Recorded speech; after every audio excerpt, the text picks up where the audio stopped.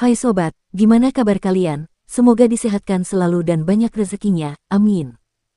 Jangan lupa untuk berlangganan. Dengan Anda berlangganan, Anda menjadi orang pertama di channel ini yang memiliki hak istimewa. Pada kesempatan kali ini, Sabta Novel akan melanjutkan Tales of Herding Gods episode 186-190. Untuk melihat video selengkapnya, sahabat bisa kunjungi playlist yang telah Mimin sediakan. Yuk mari, kita berimajinasi bersama dan masuk ke alur ceritanya.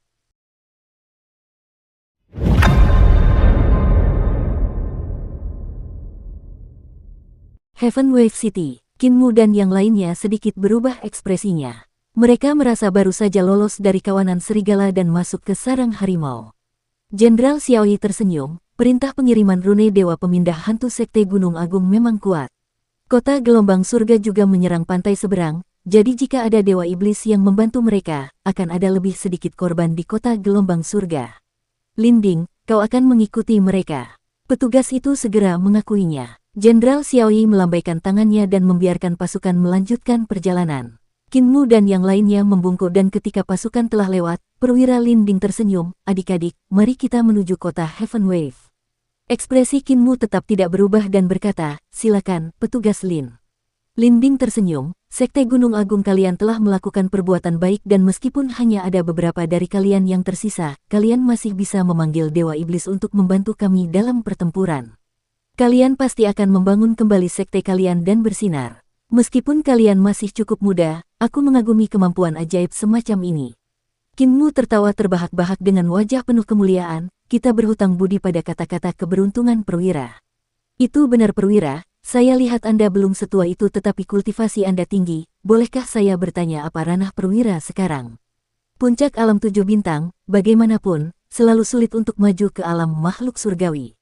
Linding mendesah sedih, makhluk surgawi itu sulit dan sekarang dunia sedang kacau, kita harus menegakkan keadilan atas nama surga, membersihkan hukum dan disiplin istana kekaisaran, menyingkirkan guru kekaisaran yang memberontak itu. Ini adalah kesempatan dan aku mungkin bisa memanfaatkan kesempatan ini untuk melakukan terobosan. Kalian mungkin masih muda tetapi kalian juga harus memanfaatkan kesempatan ini. Dia melihat semua orang tampak agak bingung dan berkata dengan sungguh-sungguh, sejak zaman dahulu, para pahlawan lahir dari medan perang. Semakin kacau dunia, semakin mudah untuk berkembang. Mengapa demikian? Ini karena ketika para praktisi yang kuat saling berbenturan, filosofi mereka bertabrakan dan semua jenis seni, jalan, dan keterampilan ilahi akan muncul, memperluas cakrawala seseorang, meningkatkan pengetahuan dan pengalaman mereka. Tekanan dari para praktisi yang kuat, tekanan dari hidup dan mati, akan mendorong diri kita maju dengan tekad yang kuat, terus berkembang. Misalnya, perintah rune pengirim Dewa Pemindah Hantu dari Sekte Gunung Agung Anda, siapa yang akan mengeksekusi mantra semacam ini di masa damai? Semakin kacau keadaannya, semakin besar kemungkinan mereka dapat dieksekusi, hanya dengan begitu seseorang akan meningkat. Chen Wanyun dan yang lainnya merasa bahwa kata-katanya sangat logis. Kali ini, Ghost Transferring God Dispatching Runes Command, mantra yang terabaikan seperti ini benar-benar telah memperluas cakrawala mereka. Setelah Sekte Gunung Agung dimusnahkan, murid-murid mereka yang tersisa sebenarnya masih dapat memanggil Dewa Iblis untuk membantu dalam pertempuran. Betapa menakjubkannya kecakapan pertempuran Dewa Iblis itu. Mantra biasa-biasa saja justru dapat mengeluarkan kekuatan yang sangat mengagumkan, benar-benar mengguncang mereka. Selain itu, Soul Guide juga merupakan mantra biasa yang tidak memiliki banyak kekuatan. Ketika mereka melihat mantra semacam ini di Floor of Heavenly Records, mereka biasanya akan membuangnya dan tidak mempelajarinya lebih lanjut. Dalam hal kekuatan mantra, ada ribuan mantra di lantai catatan surgawi yang akan melampaui kedua mantra yang biasa-biasa saja ini. Namun, mantra tingkat rendah seperti pemandu jiwa telah mengubah situasi seluruh perang begitu saja, menyebabkan komandan perbatasan seperti Yuyuan Cuyu mengalami kemunduran besar, membuatnya sulit melindungi Lizu. Perintah pemandu jiwa dan pengirim hantu, rune penghantar dewa, sama sekali tidak mempunyai kekuatan, tetapi dengan menggunakan mantra-mantra ini pada situasi yang tepat, kekuatan yang dapat dilepaskan oleh mantra yang terabaikan ini akan jauh melampaui kekuatan pasukan yang luar biasa banyaknya terdiri dari ribuan pria dan kuda. Petugas Linding ini mungkin merupakan kekuatan lawan tetapi pengalamannya melampaui mereka. Hal ini juga membuat mereka stres. Karena pengalaman dan kekuatan petugas Linding jauh lebih tinggi dari mereka, jika dia menemukan petunjuk sekecil apapun, mereka mungkin akan mati mengenaskan. Lebih jauh lagi, Bahkan jika petugas Linding tidak dapat menemukan kekurangan apapun pada mereka, mereka tetap akan mati jika mereka tidak dapat memanggil Dewa Iblis saat mereka mencapai kota gelombang surga. Bahkan jika mereka memanggil Dewa Iblis yang akan membantai pasukan perdamaian abadi, mereka tetap harus mati saat kembali ke ibu kota. Dari sudut pandang manapun, itu adalah akhir yang pasti. Jika kita bisa menyerangnya tanpa ampun bersama-sama, apakah kita bisa menyingkirkan ahli hebat ini? Kinmu diam-diam menghitung dan merasa kemenangannya tidak pasti. Kecuali dia bisa membuat naga kilin bergerak, namun, dengan temperamen naga kilin yang selalu pasrah pada kesulitan, mungkin akan sulit membuatnya mempertaruhkan nyawanya. Kita bisa menyingkirkan 13 praktisi seni dewa, jadi mengapa kita tidak bisa menghadapi seorang ahli dari alam 7 bintang? Tatapan mata Kinmu goyah. Mereka berjalan beberapa mil ke depan dan tiba-tiba mendengar teriakan datang. Sekelompok bandit datang membantai dan bandit-bandit ini sama sekali tidak lemah. Pemimpin bandit adalah praktisi seni dewa sementara yang lainnya adalah praktisi seni bela diri. Semua orang bernafsu membunuh ketika petugas Linding tersenyum, jangan khawatir. Mereka hanya hama, biarkan saja mereka datang. Para bandit itu membantai abis dan petugas Linding hanya mengangkat tangan dan melepaskan mudra. Dengan guntur di telapak tangan yang meledak, ledakan keras terdengar dengan kilatan cahaya putih, meledakkan tubuh puluhan bandit. Bahkan praktisi seni dewa juga meledak di tempat dan tewas. Guntur di telapak sekolah teknik pertempuran. Jantung Kinmu berdebar kencang dan langsung merasakan masalah pelik di tangannya.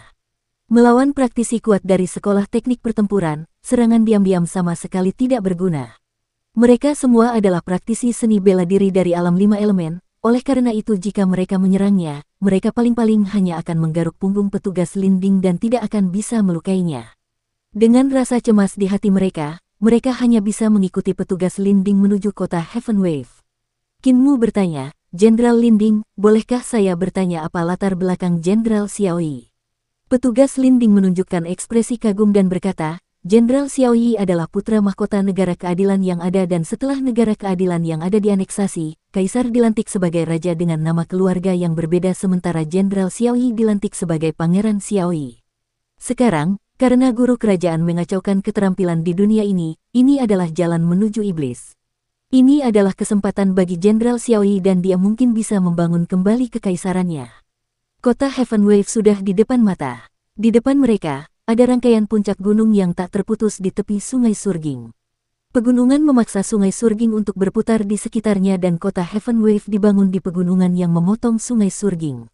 Di bawahnya terdapat tebing terjal dan permukaan batu yang terjal yang menyebabkan Sungai Surging menjadi lebih mendesak di sini. Setiap kali ombak yang menjulang tinggi menghantam tebing, mereka akan mengeluarkan dentuman yang mengguncang dunia. Ombak yang pecah itu kemudian membubung tinggi ke angkasa, bagaikan mutiara giok putih yang tak terhitung jumlahnya berjatuhan dari awan putih di angkasa. Ombak menghantam awan hingga ke langit, begitulah bagaimana Heaven Wave City muncul. Pada saat ini, di seluruh kota gelombang surga, ada prajurit pemberontak yang sedang mengamati pasukan kekaisaran perdamaian abadi di seberang sungai, memegang senjata mereka dan menunggu saat untuk bergerak. Petugas Linding membawa mereka ke kota Heaven Wave dan berkata, orang yang menjaga tempat ini adalah eksistensi tingkat Master Kultus, Raja Naga dari Sekte Penunggang Naga. Kalian pasti pernah mendengarnya sebelumnya, kan? Meskipun kemampuan Raja Naga tidak setinggi itu, ia telah membangkitkan naga banjir dan naga banjir ini sangat kuat. Ia dapat membunuh praktisi kuat alam hidup dan mati tanpa masalah. Itu putra Raja Naga di depan, Long Jiaonan. Jenderal yang berjaga adalah seorang pria tampan dan genit yang mengenakan gaun berwarna cerah. Ada riasan tebal di wajahnya dan tampak sangat menggoda di mata. Dia adalah Master Sekte Muda dari Sekte Penunggang Naga, Long Jiaonan. Petugas Linding membawa Kinmu ke depan untuk menanyakan beberapa hal. Long Jiaonan bertukar sapa dengannya dan sedikit terkejut ketika dia tiba-tiba melihat Kinmu, orang ini tampak familiar.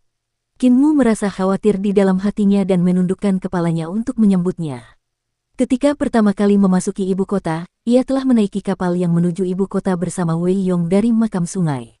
Long Jiaonan telah mengendalikan seekor ular besar untuk terbang di udara dan membunuh semua orang di kapal, sehingga hanya ia dan Wei Yong yang berhasil melarikan diri untuk menyelamatkan diri. Karena terburu-buru, Long Jiaonan mungkin pernah melihat wajahnya sebelumnya. Beberapa orang ini adalah murid Sekte Gunung Agung. Petugas Linding memperkenalkan, mereka memanggil Dewa Iblis di Kabupaten Rusa sehingga Jenderal Xiaoyi ingin mereka merapal mantra di kota gelombang surga ini untuk memanggil Dewa Iblis guna membantu kita dalam pertempuran. Long Jiaonan tidak ingat di mana dia pernah bertemu Qin Mu sebelumnya, tetapi matanya berbinar dan dia terkekeh memanggil Dewa Iblis. Wah, ini menarik. Artefak ajaib apa yang kalian butuhkan?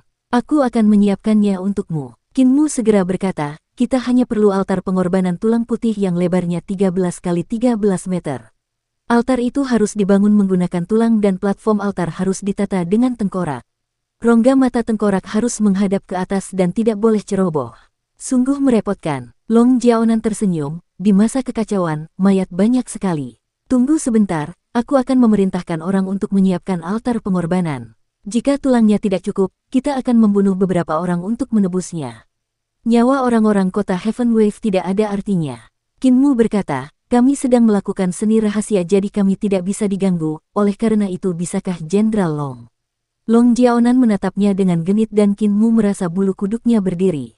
Long Jiaonan tersenyum, aku mengerti, kamu bisa tenang. Aku akan menempatkan para prajurit di luar altar pengorbanan. Namun, jika kamu tidak dapat memanggil Dewa Iblis dan mempermalukanku, aku pasti akan menyiksamu habis-habisan. Chen Wanyun, Yunke dan budak serigala merasa bulu kuduk mereka berdiri. Di sisi lain, Si Yunxiang dan Yue Qinghong masih merasa normal. Tidak lama kemudian, Long Jiaonan telah memerintahkan bawahannya untuk membangun altar pengorbanan tulang putih di kota Heaven Wave. Altar ini terletak di istana penguasa kota. Long Jiaonan membubarkan para prajurit dan menempatkan mereka di luar sehingga mereka tidak dapat mengamati Qin Mu dan yang lainnya merapal mantra. Qin Mu melihat sekeliling dan melihat lebih dari 100 tentara ditempatkan di luar dan sangat mustahil bagi mereka untuk pergi. Apa yang harus kita lakukan? Di altar pengorbanan, semua orang menatap Qin Mu. Chen Wanyun berkata dengan suara rendah, kita sekarang berada jauh di dalam wilayah musuh, Paman Senior Qin, kau yang akan memutuskan. Dia akhirnya berubah dan memanggil Qin Mu sebagai paman senior. Meskipun Yunke dan Yue Qinghong bingung, mereka tidak menyelidikinya. Qin Mu berkata dengan sungguh-sungguh, tentu saja kami merapal mantra untuk memanggil iblis, mengundang Dewa Iblis. Yunke melompat kaget dan berteriak, kita belum pernah mempelajari mantra Sekte Gunung Agung sebelumnya, bagaimana kita bisa memanggil Dewa Iblis? Saya sudah pernah mempelajarinya sebelumnya. Qin Mu membawa patung Dewa Iblis itu dan meletakkannya di altar pengorbanan. Ia kemudian menikam spanduk putih di keempat sudut dan berkata, akulah yang akan memanggil dan mengirim Dewa Iblis ini. Sekte Gunung Agung membutuhkan 13 orang untuk melaksanakan mantra ini, tetapi kurasa aku bisa melakukannya sendiri, meskipun akan sedikit merepotkan. Yunke berkata dengan ragu-ragu, seluruh keluarga kita akan digantung jika kita memanggil Dewa Iblis untuk membantai pasukan Kekaisaran Perdamaian Abadi. Jangan khawatir, pasti ada trik untuk memanggil Dewa Iblis. Mereka tidak akan membiarkan Dewa Iblis mengamuk.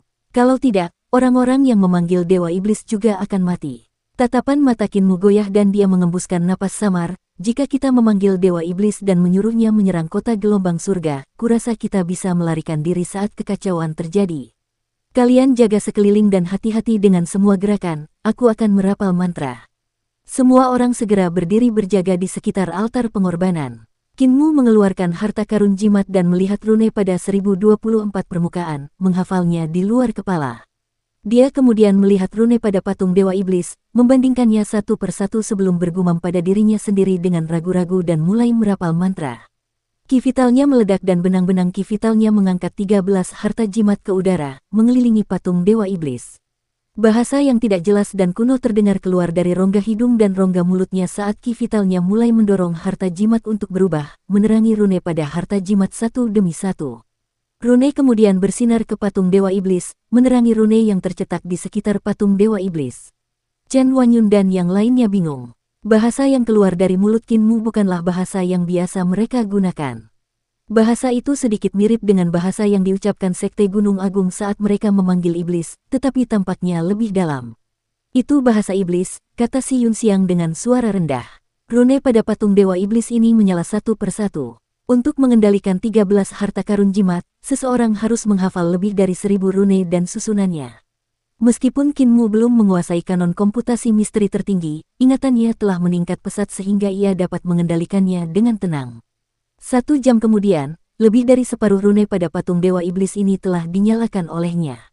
Pada saat yang sama, Ketika dia melantunkan bahasa iblis, dia merasa bahwa dia secara bertahap telah membuat koneksi dengan makhluk dari dunia gelap lain di kedalaman ruang dan waktu melalui patung ini.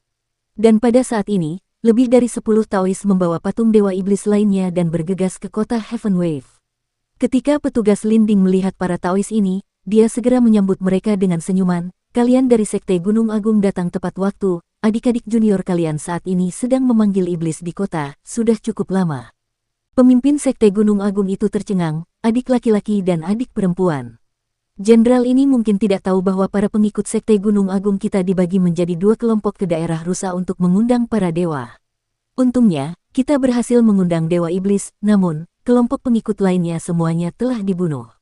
Patung dan harta karun jimat dewa iblis dirampok, begitu pula pakaian mereka. Ekspresi petugas Linding berubah drastis dan dia berteriak, jika mereka yang memanggil iblis sekarang bukan murid-murid Sekte Gunung Agungmu, lalu siapa lagi mereka?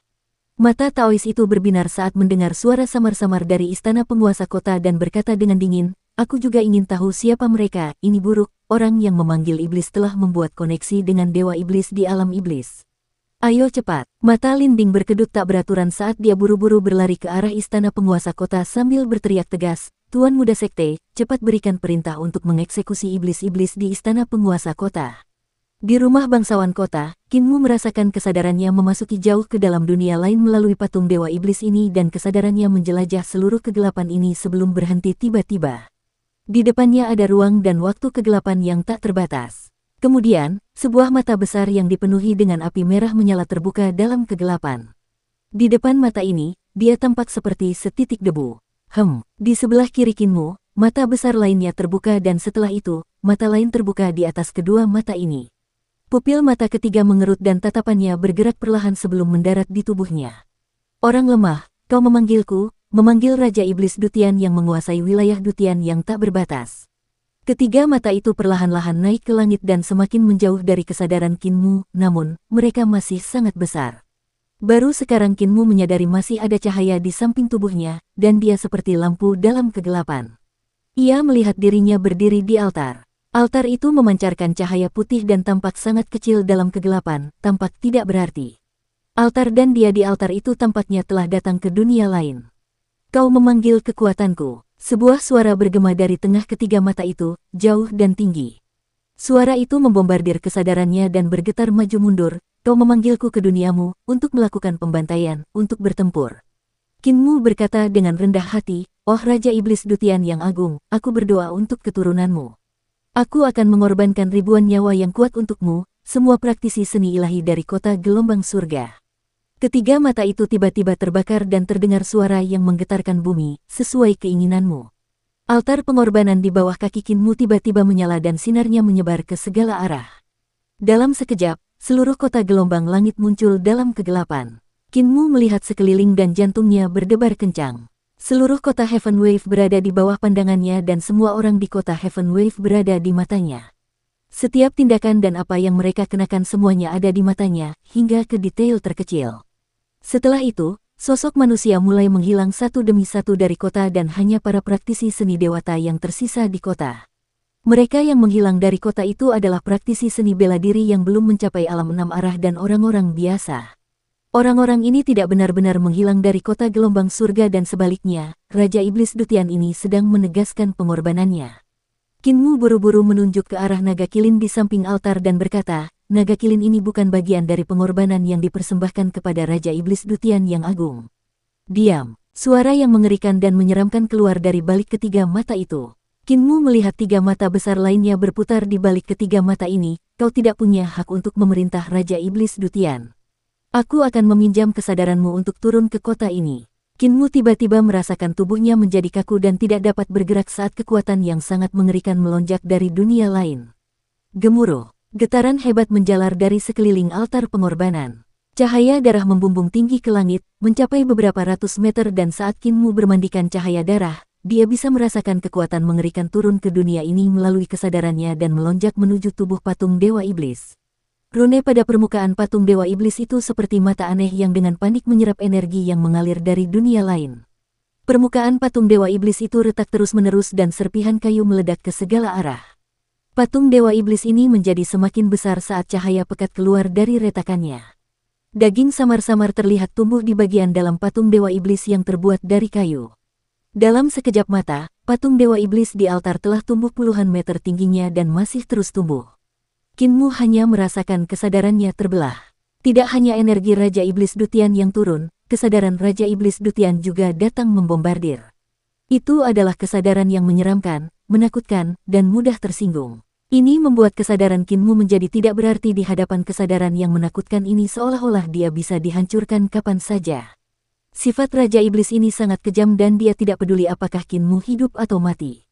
Dia hanya memindahkan kesadaran dan kekuatannya dari ruang dan waktu yang jauh, menuangkannya ke dalam patung Dewa Iblis. Patung Dewa Iblis itu masih mengembang dan menjadi lebih besar, sehingga semua kayunya telah hancur dan berubah menjadi tubuh daging. Kaca, kaca. Terdengar gemuruh guntur di sekeliling altar saat banyak kilatan petir menyambar di sana-sini, memaksa Chen Wanyun dan yang lainnya untuk terus bergerak mundur. Naga Kilin dan Hulinger juga terus bergerak mundur. Aura ganas dari patung Dewa Iblis itu memaksa Naga Kilin tidak dapat berdiri tegak. Di bawah kaki patung Dewa Iblis, tubuh Kinmu bergetar hebat saat luka menganga di tengah alisnya. Percikan api yang berkobar-kobar keluar dari tengah alisnya dan menyinari patung Dewa Iblis. Di dalam percikan itu terdapat kesadaran Raja Iblis Dutian. Kesadarannya begitu kuat hingga hampir menghancurkan kesadaran Kinmu. Dahi Kinmu berdarah terus-menerus dan bahkan tercium bau darah segar yang terbakar. Dia tidak bisa bergerak sama sekali. Tiba-tiba, dia menggertakkan giginya dan dengan paksa mengeksekusi teknik 3 eliksir tubuh penguasa untuk melindungi kesadarannya. Pikirannya sudah berhenti, tetapi untungnya baginya, tekanan yang dialaminya berkurang drastis saat teknik 3 eliksir tubuh penguasa mulai beredar. Tiba-tiba, Kinmu merasakan sirkulasi teknik 3 eliksir tubuh penguasa telah menambahkan beberapa hal ke dalam tubuhnya sendiri. Suara pembantaian mengguncang surga ketika senjata-senjata roh berjatuhan seperti awan, menyebabkan dia tidak dapat merenungkannya. Suara getaran terdengar di telinganya saat patung Dewa Iblis itu meletakkan kaki yang terangkat itu, meruntuhkan banyak bangunan di istana penguasa kota akibat getarannya. Sebelum senjata roh itu bisa mendekat, semuanya hancur berkeping-keping. Perintah mundur iblis. Beberapa Taois bergegas masuk dari luar dan ketika Taois yang memimpin melihat pemandangan ini, matanya tidak dapat menahan diri untuk tidak terbuka lebar karena marah. Puluhan Taois lainnya dengan tergesa-gesa menepuk kantong rune di pinggang mereka, menyebabkan kertas jos kuning yang tak terhitung jumlahnya terbang keluar dari kantong rune. Di atas kertas-kertas dupa kuning ini tertulis rune-rune aneh yang berbeda dari Ghost Transferring God Dispatching Runes Command. Kertas-kertas dupa kuning yang tak terhitung jumlahnya saling terhubung dan membentuk layar kuning yang besar. Tak terhitung banyaknya rune pada kertas dupa kuning itu sesungguhnya dapat saling terkait dari kepala hingga ekor, membentuk karakter yang luar biasa besar dan rumit. Seni rahasia Sekte Gunung Agung, perintah mundur iblis. Sekitar selusin Taois dari Sekte Gunung Agung melantunkan mantra dan mendorong ki vital mereka untuk mengaktifkan karakter rumit ini di layar kuning. Perintah penarikan iblis menyala dan bersinar ke arah Raja Iblis Dutian.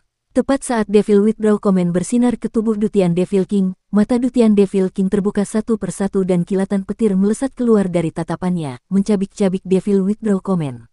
Sekitar selusin Taois di bawah Devil Withdraw Command juga bersinar oleh tatapannya dan mereka berubah menjadi abu.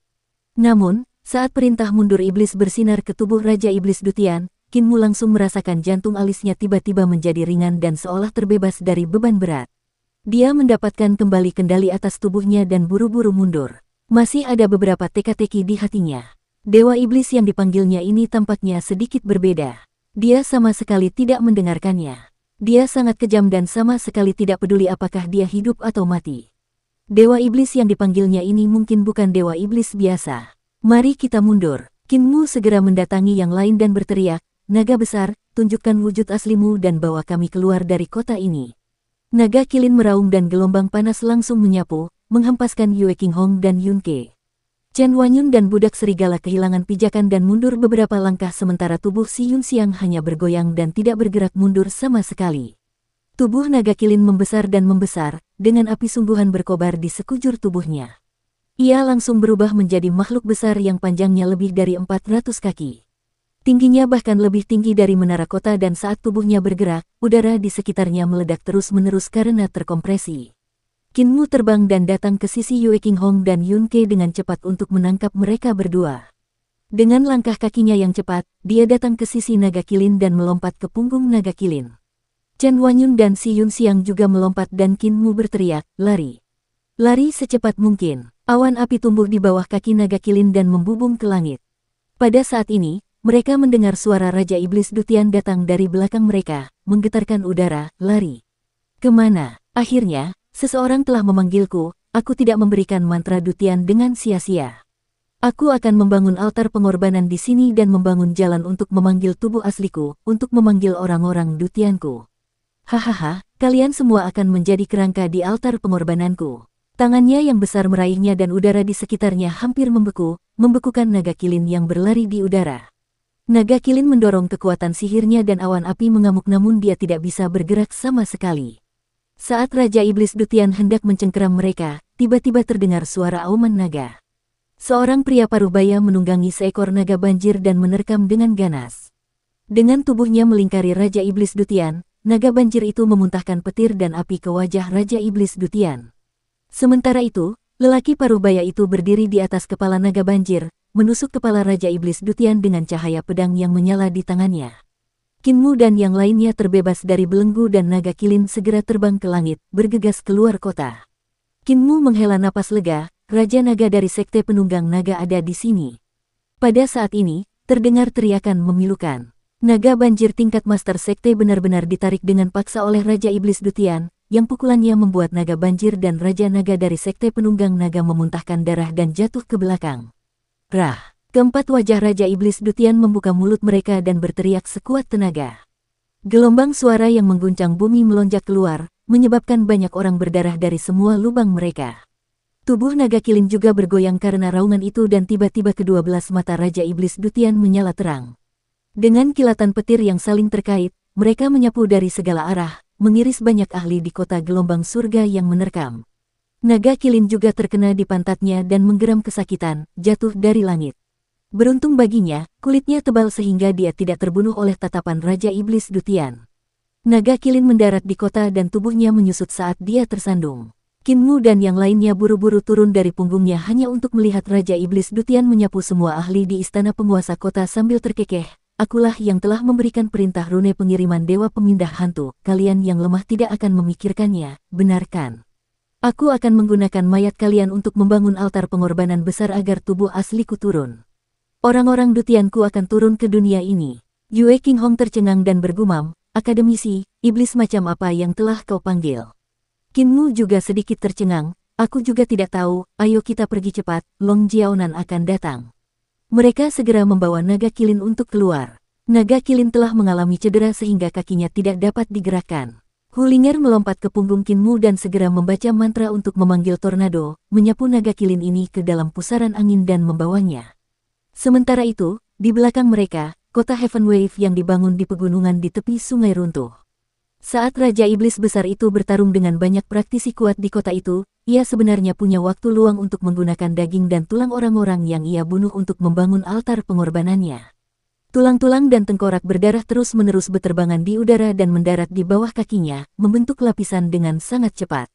Tubuh aslinya masih berada di tempat yang disebut Dutian itu dan hanya kekuatan sihir dan kesadarannya yang turun, namun kekuatan kemampuannya telah melampaui praktisi kuat setingkat Master Sekte.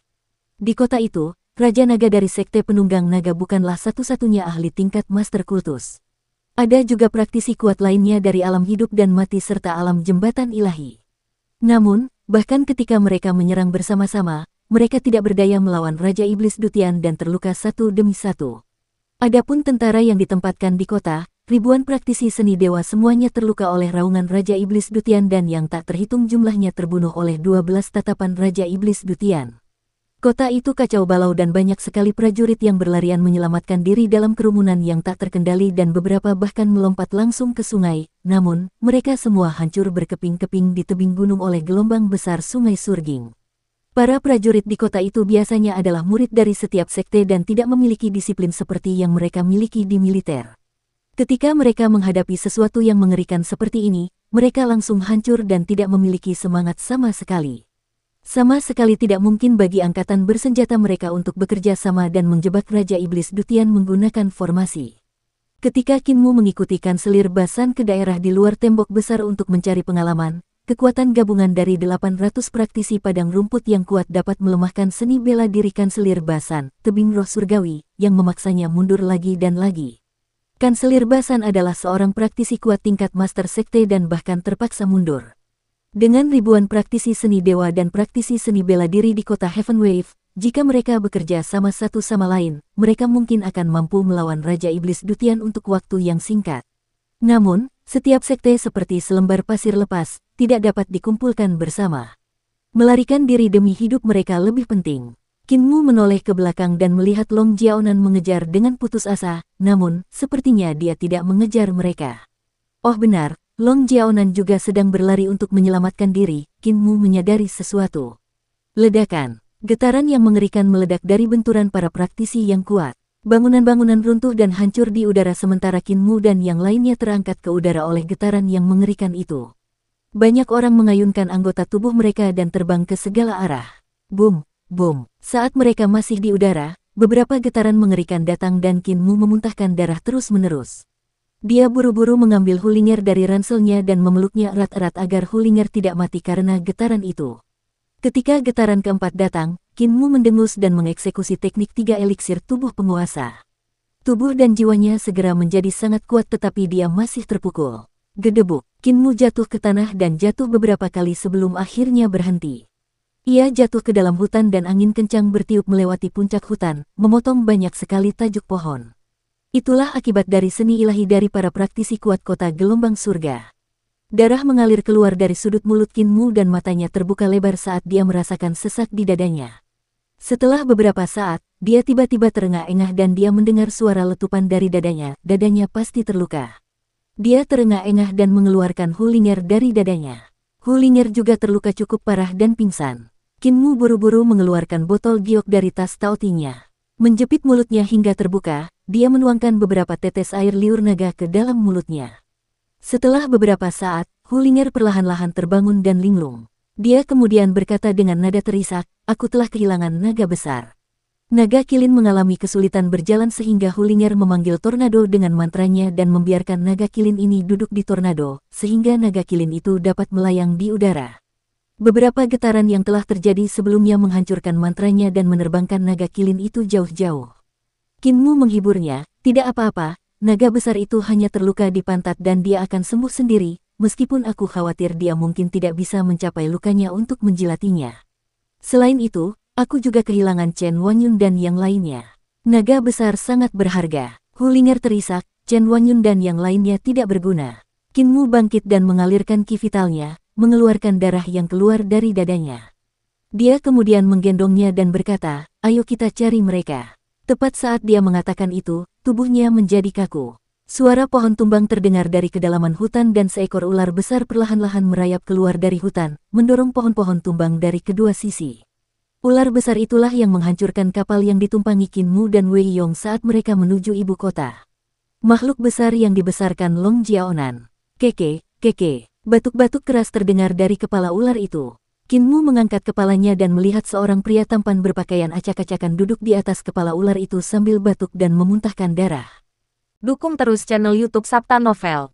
Ribuan lubang terdapat pada gaun bermotif bunga-bunganya dan bahkan bedak di wajahnya pun belepotan, tampak babak belur dan lelah.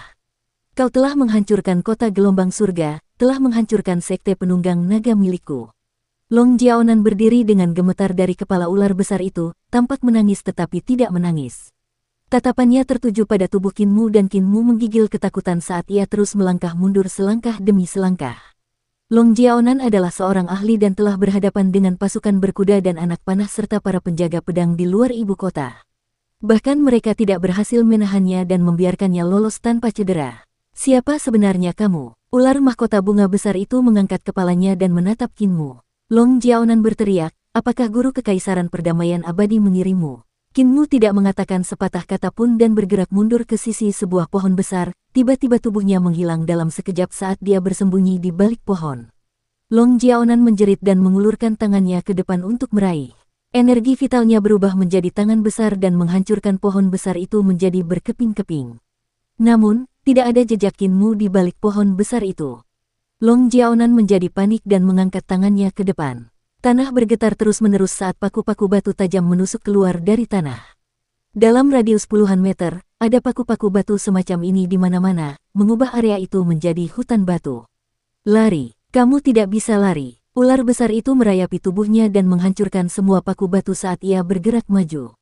Sementara itu, Long Jiaonan, yang berada di kepala ular itu, tampak terluka saat tubuhnya menggeliat di kepala ular itu seolah-olah ia adalah ular manusia.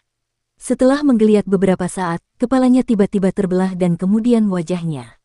Kepala lainnya muncul. Ia terus menggeliat seperti ular dan tak lama kemudian, ia berganti kulit menjadi manusia dan Long Jiaonan berdiri telanjang. Ia mengambil satu set pakaian baru dan perlahan-lahan memakainya sambil melihat sekeliling dan terkekeh. Aku tahu kau belum pergi jauh dan masih bersembunyi di sini, aku bisa merasakan tatapanmu.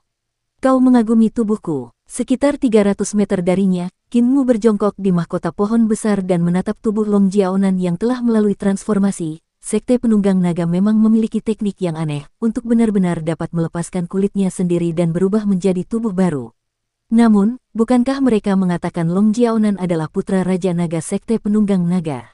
Bagaimana mungkin dia seorang wanita dengan dada montok? Begitu dia menyembunyikan tubuhnya di balik pohon, dia langsung mengangkat pakaiannya dan berteleportasi menjauh, menghindari serangan mematikan Long Jiaonan. Namun, kultivasinya tidak tinggi sehingga dia tidak bisa berteleportasi jauh. Dia hanya bisa berteleportasi hingga 600 meter dan tidak bisa meninggalkan hutan ini. Yang paling membuatnya tercengang adalah teknik yang dikultivasikan Long Jiaonan ini. Long Jiaonan memiliki luka di tubuhnya, tetapi setelah ia berganti kulit, sebenarnya tidak ada luka sama sekali. Terlebih lagi, Long Jiaonan yang merangkak keluar telanjang seperti bayi. Baru sekarang Kinmu menyadari bahwa tubuhnya berbeda dari tubuhnya sendiri dan tampak seperti wanita dengan tubuh yang memikat. Dia melatih dadanya lebih kuat dariku. Aku tidak akan bisa berlatih sampai tahap ini. Kinmu berseru diam-diam, apakah dia laki-laki atau perempuan? Atau mungkinkah, dia perempuan tetapi Raja Naga menginginkan anak laki-laki, oleh karena itu, dia memberinya nama Jiaonan yang berarti anak laki-laki yang lembut. Raja Naga kemungkinan besar membesarkannya sebagai anak laki-laki, sehingga penampilannya menjadi aneh. Pandangannya tetap pada tubuh Long Jiaonan tanpa berkedip. Jika dia berkedip saat ini, menutup dan membuka matanya akan menunjukkan posisinya dan akan sangat mudah bagi Long Jiaonan untuk mengetahui lokasinya. Long Jiaonan memiliki seni bela diri dewa yang sangat hebat dan kuat, oleh karena itu, dia sama sekali bukan lawannya. Terlebih lagi, pakaian teleportasi itu hanya bisa memindahkannya 3-4 kali sebelum kultivasinya habis, membuatnya sulit baginya untuk lolos dari kejaran Long Jiaonan. Dia juga tidak bisa terus-terusan menatap Long Jiaonan, karena bagi ahli seperti Long Jiaonan, indranya sangat tajam dan kemungkinan besar bisa mengikuti tatapannya untuk menemukan lokasinya.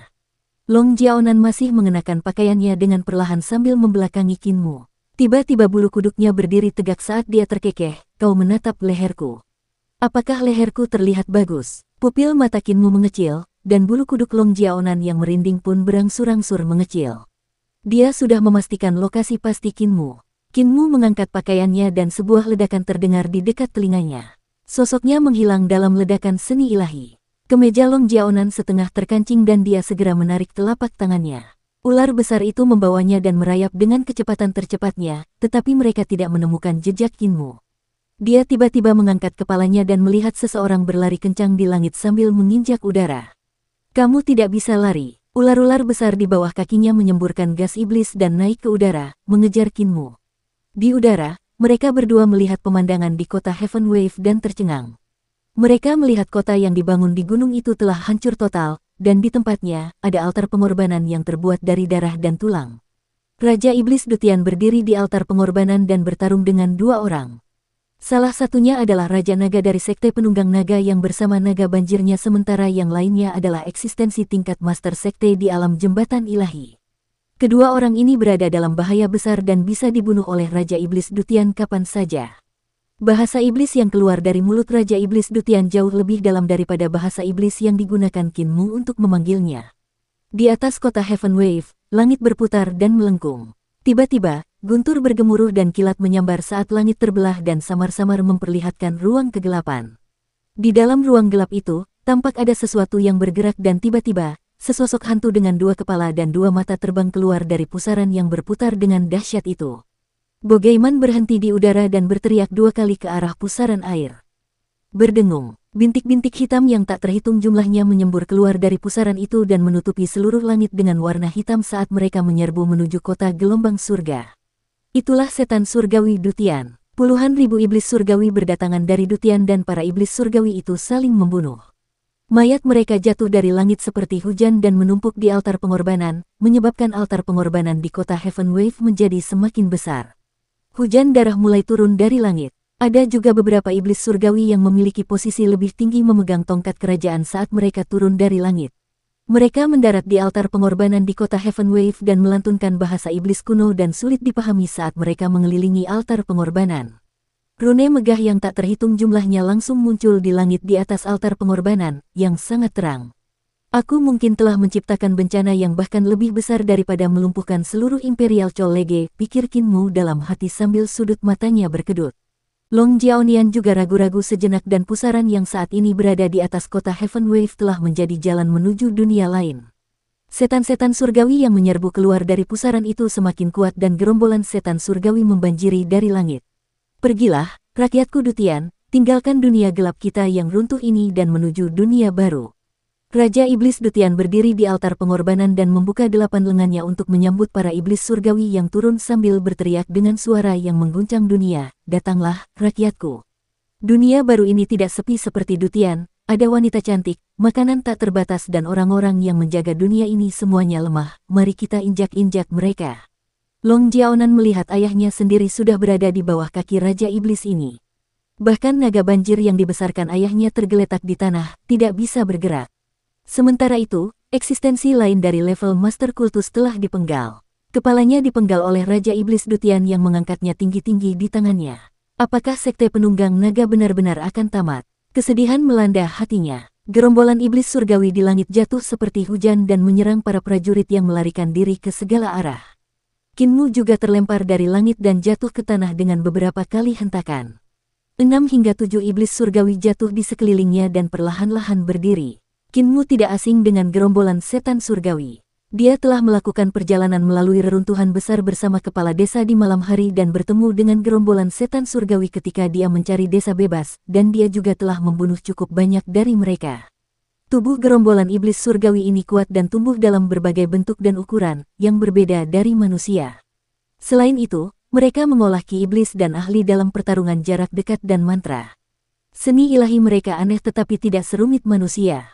Ketika setan-setan surgawi ini baru saja mendarat, Qin Mu melesat ke sisi setan surgawi dan mengangkat pisaunya serta memenggal kepala setan surgawi ini. Ia kemudian menghindari ekor kalajengking setan surgawi lainnya, ekor hitam legam itu hampir mencekik lehernya.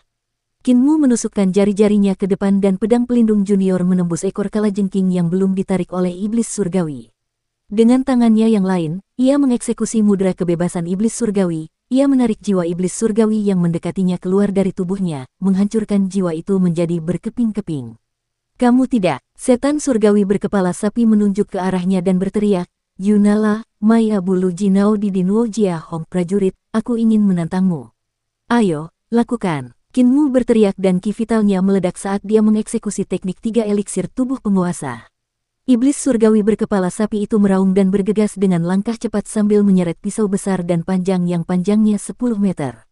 Bilah pisau itu bersentuhan dengan tanah sehingga percikan api beterbangan saat dia menyeretnya dan menebasnya ke arah Qin Mu dengan teriakan tiba-tiba. Tepat pada saat ini, seekor ular besar jatuh dari langit dan menghancurkan kepala sapi iblis surgawi menjadi berkeping-keping. Long Jiaonan mengendalikan ular besar itu untuk mendarat di tanah dan dengan ekor ular itu menyapu secara horizontal seperti pilar besi besar, dia berhasil mengalahkan dan menghancurkan puluhan iblis surgawi yang datang untuknya. Qin Mu langsung melesat pergi dan saat Long Jiaonan hendak membantainya, setan-setan surgawi yang tak terhitung jumlahnya turun dari langit. Meskipun kultivasinya telah melampaui Qin Mu 2 hingga 3 tingkat, dia masih terjebak dalam pergumulan yang sengit.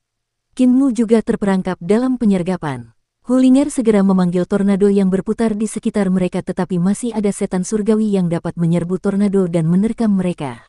Semakin banyak setan surgawi berdatangan dari dunia lain dan melihat dari jauh, mereka seperti lalat yang tak terhitung jumlahnya terbang turun dari langit, menyembunyikan langit dan menutupi bumi. Patriark berkata aku harus mampu menyelesaikan bencana yang aku ciptakan sendiri. Sepertinya kali ini aku tidak bisa menyelesaikannya. Keringat dingin membasahi dahi Qin Mu. Tiba-tiba, Cahaya terang tiba-tiba datang dari selatan dan cahaya itu bergerak di langit, menerangi seluruh daratan.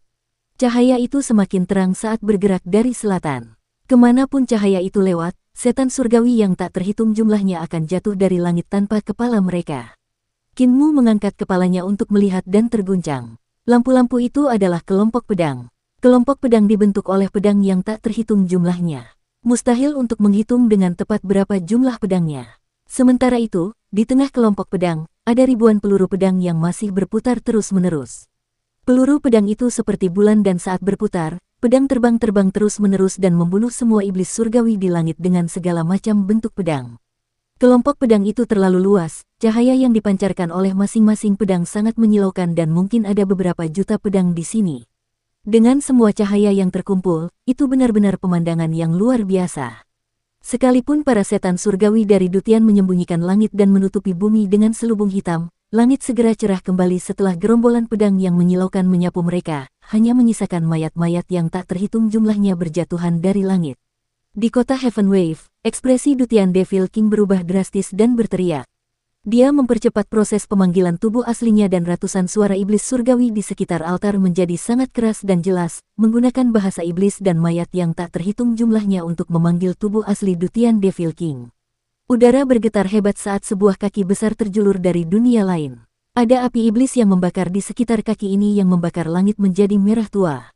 Kelompok pedang di langit tiba-tiba berubah arah dan bersiul ke arah kota Heaven Wave. Skala kelompok pedang itu hampir sebesar kota Heaven Wave. Di dalam kota, Raja Iblis Dutian meraung marah sambil mengangkat 8 lengannya. Dengan suara berdengung, penghalang hitam besar muncul di langit di atas kota Heaven Wave, menutupi seluruh langit.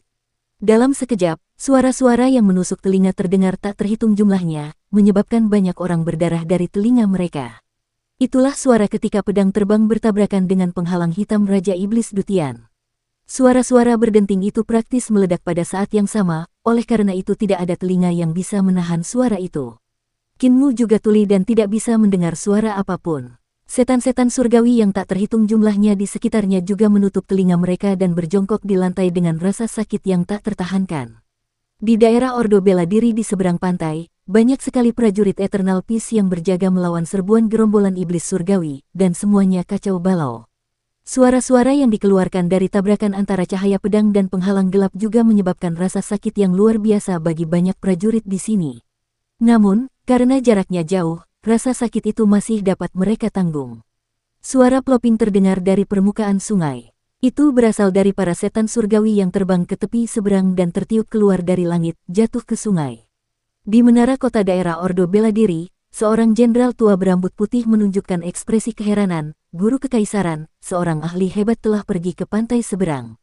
Duke Wei, pria ini bukan hanya seorang ahli yang hebat. Guru Kekaisaran Perdamaian Abadi berdiri di depan dan mengamati situasi di seberang sungai, kemampuannya tidak jauh dariku. Dia bahkan lebih kuat dari 3 monster tua yang menyergapku saat itu.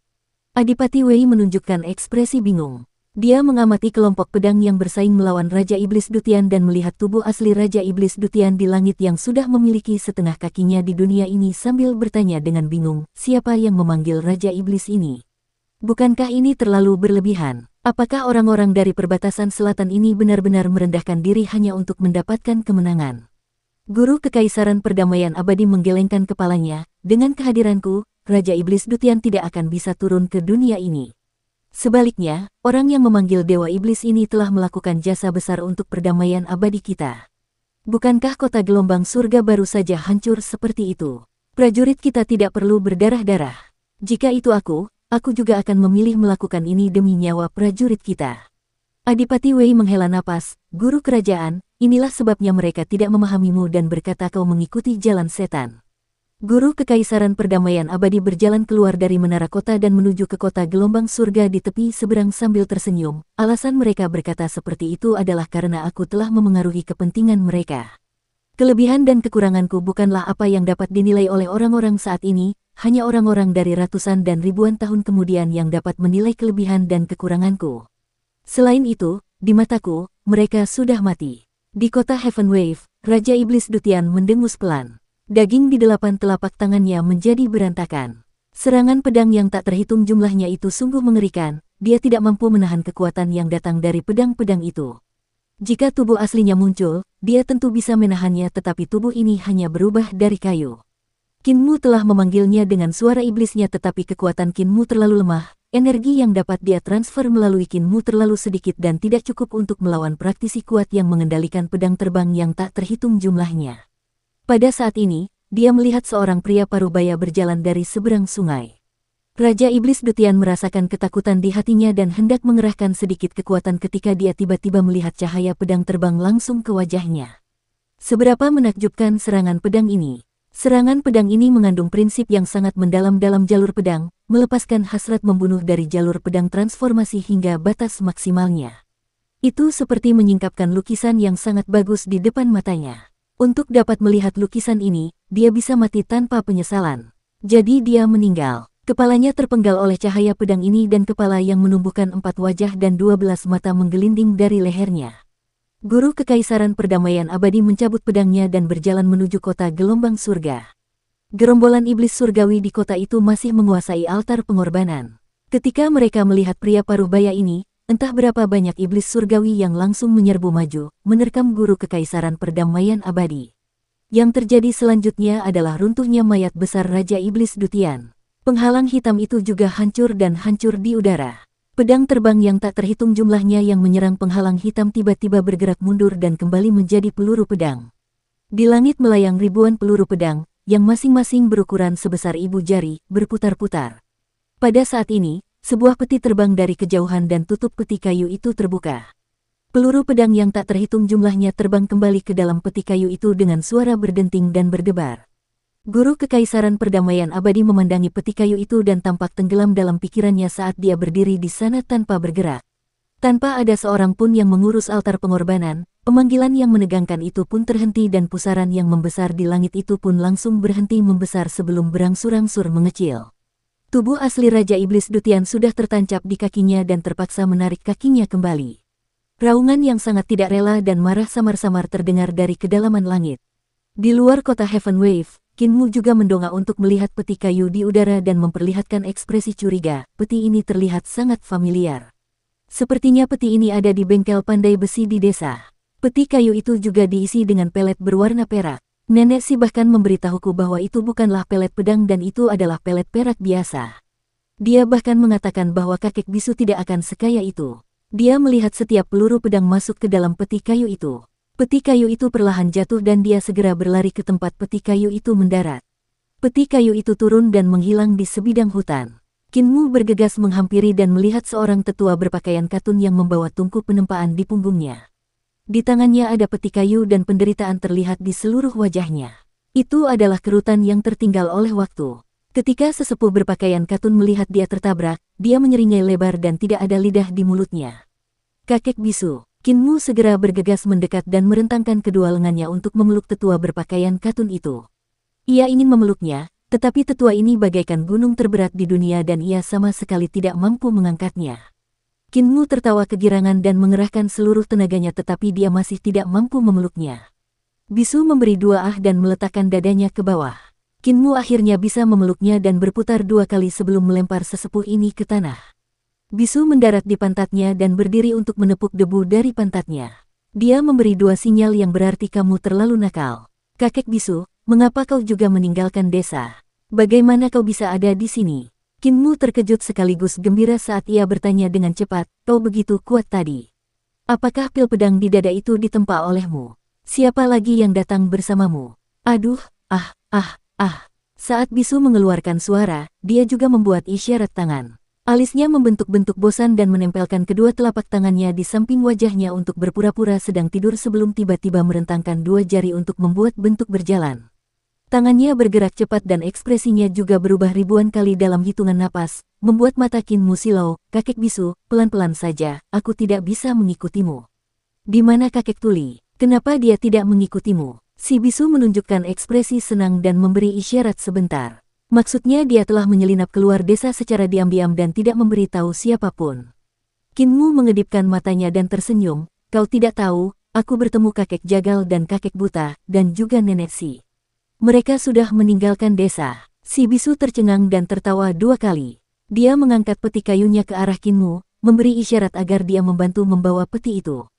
Kinmu mencibir dan tidak mengulurkan tangannya. Kakek bisu, jangan coba-coba menipuku. Peti ini sangat berat. Ada beberapa ribu peluru pedang di dalamnya, kan? Peluru pedangmu sangat berat dan dadamu bahkan lebih berat lagi. Jika aku membantumu membawanya, bahuku pasti akan terkilir dan jatuh ke tanah. Aku pernah ditipu sebelumnya dan aku tidak akan tertipu lagi. Si bisu menyeringai nakal dan mengacungkan jempol pada Kinmu. Di desa lansia cacat, selain si cacat yang paling banyak menggoda Kinmu, si bisu adalah berikutnya. Tiba-tiba, bisu mengangkat alisnya dan melihat ke belakang Kinmu. Kinmu juga buru-buru melihat ke belakang dan melihat seorang pria paruh baya berjalan mendekat. Guru Kekaisaran Perdamaian Abadi diam-diam berjalan ke depan mereka dan berhenti sekitar belasan meter dari mereka. Seseorang dari generasi sebelumnya, tanyanya lembut. Si bisu menyeringai dan membuat beberapa isyarat tangan. Guru Kekaisaran Perdamaian Abadi mengerutkan kening karena dia tidak mengerti. Kinmu menjelaskan kepadanya, guru kerajaan, kakek bisu bermaksud bahwa dia bukan orang dari generasi sebelumnya, dia masih dianggap muda. Guru Kekaisaran Perdamaian Abadi mengerutkan kening lagi. Dia merasa tidak nyaman karena tidak dapat memahami bahasa bisu dan harus bergantung pada Kinmu untuk menerjemahkannya. Kakak Dao memiliki kemampuan yang luar biasa, tetapi apa yang kau kembangkan bukanlah keterampilan pedang. Guru Kekaisaran Perdamaian Abadi mendesah sedih, saya telah berinteraksi dengan beberapa orang dari generasi sebelumnya dan belajar cukup banyak. Saya pikir saya telah melihat semua jenis seni ilahi, jalur, dan keterampilan, tetapi tidak pernah menyangka akan melihat seni ilahi yang unik seperti ini. Bisakah saudara Dao membiarkan saya merasakan seni ilahi Anda? Kinmu tercengang. Dia melihat Mute menyerang tadi dengan peluru pedang yang tak terhitung jumlahnya membubung ke langit dan berubah menjadi pedang terbang yang tak terhitung jumlahnya. Bahkan Raja Iblis Dutian yang tidak punya pilihan selain bertahan pun masih terluka oleh pedangnya. Kinmu mengira bahwa kemampuan bisu hanya sebatas pedang, tetapi Guru Kekaisaran Perdamaian Abadi berkata bahwa apa yang dikultivasikan bisu bukanlah keterampilan pedang. Mungkinkah kemampuan bisu berada di atas keterampilan pedang yang telah ia tunjukkan? Di desa, apa yang diajarkan oleh Mute kepadanya adalah jalan menempah. Kinmu masih sering membawa palu besar dan keterampilan palunya diajarkan oleh Mute. Mungkinkah kakek bisu sedang mengembangkan keterampilan palu? Mute menyeringai dan mengencangkan tungku di punggungnya. Ia meletakkan peti kayu di tangannya. Penampilannya sekarang seperti pandai besi keliling, beristirahat di desa manapun yang didatanginya untuk membantu menempa perkakas besi bagi penduduk desa. Dadanya seperti peti yang biasa digunakan untuk menyimpan perkakas penempaan dan benda yang keluar dari peti itu bukanlah peluru pedang melainkan sesuatu seperti palu, landasan, corong saringan, centong besi, dan lain sebagainya. Dia membuka peti itu dan memberikan beberapa tanda tangan lagi. Ekspresi Guru Kekaisaran Perdamaian Abadi menjadi kaku dan menatap Kinmu. Kinmu berkata, kakek bisu berkata keahliannya hampir hilang dari dunia. Tidak apa-apa jika guru kerajaan ingin melihatnya. Dia ingin guru kerajaan menemukan pengganti yang cocok untuknya. Guru Kekaisaran Perdamaian Abadi merasa sangat dihormati dan berkata, saudara Dao sebenarnya bersedia memberikan keterampilan hidupmu yang sempurna kepada orang lain. Keluasan pikiranmu jauh melampaui para guru sekte dari sekte-sekte besar dan terkemuka itu. Jika takdir mengizinkan, aku akan mengawasi saudara Dao. Peti kayu itu terbuka dan di dalamnya terdapat banyak sekali peluru pedang. Setiap peluru pedang berukuran sebesar ibu jari. Guru Kekaisaran Perdamaian Abadi memberikan tatapan bingung dan bisu tersenyum. Ia mengulurkan telapak tangannya dan pelet pedang itu tiba-tiba bukan pelet perak lagi. Sebaliknya, pelet itu mencair dan berubah menjadi sesuatu yang seperti air tetapi seperti cahaya. Hal itu memberi orang perasaan bahwa itu adalah air yang berubah dari cahaya. Peti peluru pedang ini telah berubah menjadi peti cahaya cair. Cahaya cair itu kemudian perlahan naik dari peti dan merayapi tubuh Mute, menyebar ke seluruh tubuhnya seperti baju besi perak. Kinmu dan Guru Kekaisaran Perdamaian Abadi segera melihat berbagai macam tanda aneh muncul di permukaan baju besi itu. Itu adalah formasi rune aneh yang terutama bertanggung jawab atas pertahanan. Cahaya cair itu kemudian mengalir turun dari tubuh Mute dan berubah menjadi lonceng besar di udara. Tingginya puluhan meter dan dinding lonceng itu sangat tipis seolah-olah bisa tembus pandang. Lonceng besar itu perlahan berputar dan huruf-huruf yang sangat kuno muncul di dinding lonceng. Ada juga gambar-gambar berbagai binatang aneh serta susunan bintang-bintang di seluruh langit.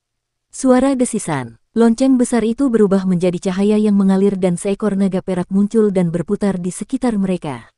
Saat naga itu bergerak, tanda-tanda naga menutupi seluruh tubuhnya. Tiba-tiba naga perak itu melayang ke udara dan berubah menjadi pedang panjang yang melesat ke langit, melakukan gerakan pedang yang hebat. Cahaya pedang itu tiba-tiba menghilang dan sebuah perisai besar turun dari langit. Sebelum perisai besar itu mendarat di tanah, ia berubah menjadi payung perak dan perlahan melayang turun sambil berputar. Peluru pedang di dada Mute sebenarnya memiliki banyak perubahan. Peluru itu bisa berubah menjadi senjata apapun dan harta apapun yang berguna. Harta karun di peti ini bahkan bisa berubah wujud menjadi bentuk seni suci. Itu juga pertama kalinya bagi Kinmu melihat si bisu mengeksekusi kemampuan aslinya dan itu juga pertama kalinya baginya melihat kemampuan ajaib seperti itu. Si bisu tidak mengajarkan kemampuan ini kepadanya dan dia juga tidak pernah melihat si bisu melakukan kemampuan semacam ini di desanya. Guru Kekaisaran Perdamaian Abadi terpesona. Tiba-tiba, cahaya cair mengalir dan berubah menjadi perahu perak dan bisu melemparkan dadanya ke perahu perak sebelum melompat ke atasnya. Dia menyeringai pada Kinmu dan melambaikan tangannya saat perahu perak itu menerobos udara dengan kecepatan ekstrim dan menghilang tanpa jejak. Kinmu membuka mulutnya dan ingin memanggilnya kembali tetapi setelah berpikir, dia tidak mengatakan sepatah kata pun.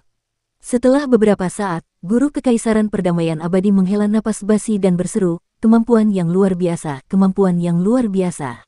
Masih ada kemampuan yang belum pernah kulihat sebelumnya di dunia ini. Saudara Dao ini luar biasa. Akademisi Kekaisaran, kau mengenalnya. Kinmu berkata, dia lebih tua dariku. Guru Kekaisaran Perdamaian Abadi tercengang dan tidak mengerti arti kalimat ini, mungkinkah itu adalah para ahli dari Sekte Iblis Surgawi? Selain Kanselir Agung, sebenarnya ada ahli seperti itu di Sekte Iblis Surgawi, sungguh luar biasa, seperti yang diharapkan dari tempat suci nomor 1 di jalur iblis. Kinmu menggelengkan kepalanya, Guru Kekaisaran salah menebak. Aku lahir di reruntuhan besar, jadi rumahku ada di reruntuhan besar. Guru Kekaisaran Perdamaian Abadi tercengang dan menatapnya dalam-dalam sebelum berkata dengan penuh arti, akademisi kekaisaran sebenarnya berasal dari keluarga kuat dengan studi yang mendalam. Kinmu tertegun sejenak lalu menganggukkan kepalanya dengan enggan. Guru Kekaisaran Perdamaian Abadi kemudian bertanya dengan acuh tak acuh, kalau begitu, siapa yang memanggil Dewa Iblis ini? Saya juga tidak tahu. Kinmu berkata dengan wajah serius, saya juga baru saja sampai di tempat ini dan menemukan kekacauan yang begitu besar. Saya juga sangat dirugikan, hampir mati di sini. Guru Kekaisaran Perdamaian Abadi menganggukkan kepalanya dengan lembut dan berkata, Gulinuan memintamu untuk memimpin sekelompok cendekiawan ke sini untuk mencari pengalaman. Dari apa yang kuketahui, tujuanmu seharusnya adalah Lizu. Ini adalah kota gelombang surga dan daerah Ordo Bela Diri berada di seberang pantai, yang berjarak 70 mil dari Lizu. Mengapa akademisi kekaisaran ada di sini? Tentang ini, Kinmu mengeluarkan Hulinger dari ranselnya dan melihat rubah putih kecil ini. Hulinger mengangkat kakinya dan menggigiti cakarnya. Bola matanya berputar cepat dan matanya tiba-tiba menyala, kami telah hanyut dari Sungai Surging. Kami menghadapi bahaya di Lizu karena sisa-sisa Sekte Gunung Agung memanggil Dewa Iblis, oleh karena itu kami telah melarikan diri dari sungai. Tuan Muda, apakah penjelasan ini benar? Guru Kekaisaran Perdamaian Abadi berkata tanpa mengubah ekspresinya, kau boleh mengatakan apapun yang kau suka. Di tengah kekacauan kota Heaven Wave ini, ada banyak sekali kematian pasukan pemberontak yang ditempatkan di kota Heaven Wave. Orang yang memanggil Dewa Iblis telah melakukan jasa besar. Aku bersiap untuk merekomendasikannya kepada Kaisar dan menaikkan jabatan resminya. Dengan tingkat jasa ini, orang tersebut setidaknya dapat dinaikkan ke peringkat keempat atas. Kinmu membuka mulutnya dan Hulinger segera berkata, Tuan Muda kita yang melakukannya. Tuan Muda kita telah memanggil Dewa Iblis bernama Dutian atau semacamnya. Guru Kekaisaran Perdamaian Abadi mengabaikannya dan melanjutkan, ada kebaikan, tetapi karena ada juga banyak kematian rakyat jelata di kota, dosa ini juga besar. Meskipun kematian tidak dapat dihindari di medan perang, ada terlalu banyak kematian dalam memusnahkan sebuah kota. Jika saya ingin memamerkan prestasi orang ini, pasti akan ada penentang di Istana Kekaisaran yang mengkritik bahwa orang ini telah membunuh banyak orang, memaksa Kaisar untuk menghukumnya. Ketika pemberontakan dipadamkan, skor pasti akan diselesaikan pada saat yang tepat dan orang ini mungkin dibersihkan. Saya tidak dapat mengatakan apakah seluruh keluarganya akan dieksekusi tetapi dilucuti dari jabatan resmi dan diasingkan sudah pasti. Hulinger segera menutup mulutnya dan merasa semua yang dikatakannya salah. Guru Kekaisaran Perdamaian Abadi tersenyum dan berkata, karena itu, saya bersiap untuk merahasiakan kebaikan ini dan tidak mengatakan siapa yang melakukannya. Tanpa kebaikan, tidak ada pula keburukan. Bagaimana menurut akademisi kekaisaran bahwa saya menanganinya seperti ini? Kinmu menghela napas lega dan berkata, guru kekaisaran telah menanganinya dengan sangat baik. Di belakang mereka, pasukan kekaisaran perdamaian abadi telah membantai seluruh gerombolan iblis surgawi dan beberapa jenderal datang berjalan mendekat. Guru kekaisaran perdamaian abadi berbalik dan berkata dengan acuh tak acuh, orang-orang yang suka menentang membunuh orang dengan mulut mereka dan bukan dengan tangan mereka. Bahkan jika Anda dapat melarikan diri untuk menyelamatkan hidup Anda di bawah mulut orang-orang yang suka menentang, itu tetap akan menjadi beban yang menyebalkan. Kinmu berkata, guru kekaisaran sudah mengalaminya sendiri. Guru kekaisaran perdamaian abadi menganggukkan kepalanya, untuk reformasiku, aku telah membunuh banyak sekali orang yang suka menentang, tetapi akan ada gelombang lain yang muncul setiap kali kau membunuh gelombang mereka. Mereka tidak ada habisnya untuk dibunuh. Mereka tidak memiliki kemampuan dan tidak melakukan apapun, tetapi mereka marah pada semua yang kau lakukan atau katakan. Satu-satunya hal yang mereka kuasai adalah memarahimu. Tahukah kau apa yang akan terjadi padaku jika reformasiku gagal? Kinmu menggelengkan kepalanya. Saya pasti akan dikutuk oleh generasi mendatang selama 10.000 tahun ke depan. Guru kekaisaran perdamaian abadi berkata dengan acuh tak acuh, bahkan jika aku berhasil dalam reformasiku, aku juga akan dimarahi oleh para penentang selama ratusan dan ribuan tahun ke depan. Aku pernah memiliki seorang teman Dao yang dapat menghibur hatiku. Ekspresinya berubah suram, tapi dia sudah pergi, aku sangat merindukannya.